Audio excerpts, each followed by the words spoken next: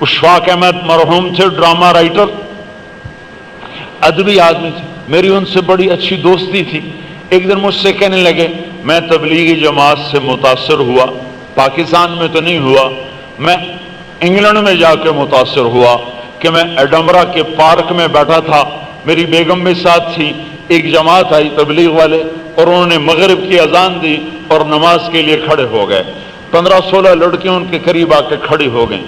جب انہوں نے سلام پھیرا تو لڑکیاں آگے بڑھیں۔ میں نے بیوی سے کہا آؤ سنیں یہ کیا بات کرتے ہیں۔ میں قریب پہنچا تو ایک لڑکی نماز پڑھانے والے سے پوچھ رہی ہے تو میں انگلش آتی ہے؟ انہیں کہا آتی ہے۔ کہ یہ کیا کیا ہے؟ کہ ہم نے عبادت کی ہے۔ وہ لڑکی کہنے لگی آج تو اتوار نہیں ہے۔ تو اس نے کہا ہم اتوار نہیں، روزانہ 5 دفعہ اللہ کے سامنے سر جھکاتے ہیں۔ کہیں یہ تو بہت زیادہ ہے، یہ تو بہت زیادہ ہے، روزانہ 5 دفعہ۔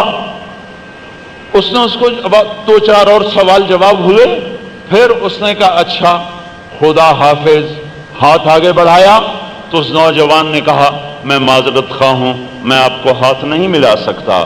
اس نے کہا کیوں؟ کہ یہ ہاتھ میری بیوی کی امانت ہے، اسی کو چھو سکتا ہے اور کسی لڑکی کو نہیں چھو سکتا۔ اشفاق صاحب مرحوم کہنے لگے وہ لڑکی کھڑی تھی زمین پہ گر گئی اور اس کی چیخ نکلی اور وہ ہچکیاں بند گئیں اور وہ پھوٹ پھوٹ کے رو پڑی۔ عورت ننگی بھی ہو جائے تو وہ عورت ہی ہے، اسے بورڈ پہ ننگا کر دو، اسے اسکرین پہ ننگا کر دو، میرے اللہ نے اس میں حیا رکھا ہے، کبھی نہ کبھی وہ نکل کے باہر آتا ہے۔ وہ بچی پھوٹ پھوٹ کے روئی اور کہنے لگی وہ لڑکی کتنی خوش قسمت ہے جس کے تم خامند ہو، کاش یورپ کے مرد بھی ایسے ہوتے۔ اور یہ کہہ کر آنسو پوچھتے ہوئے چلی گئی۔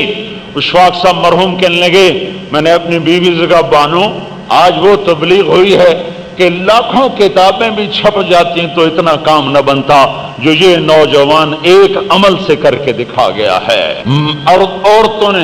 مردوں نے عورت کو ہوس کا نشانہ بنایا۔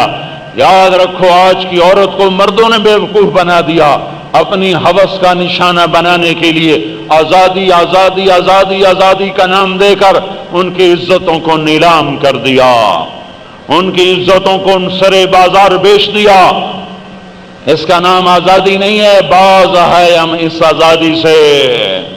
ہمیں وہ غلامی اچھی ہے جس میں ماں کا تقدس ہو، بیٹی کی محبت ہو اور بہن کا وقار ہو اور اوروں کی عزت اپنی عزت سمجھی جائے۔ ہمیں وہ زندگی چاہیے، ہم اس زندگی کی دعوت دے رہے ہیں۔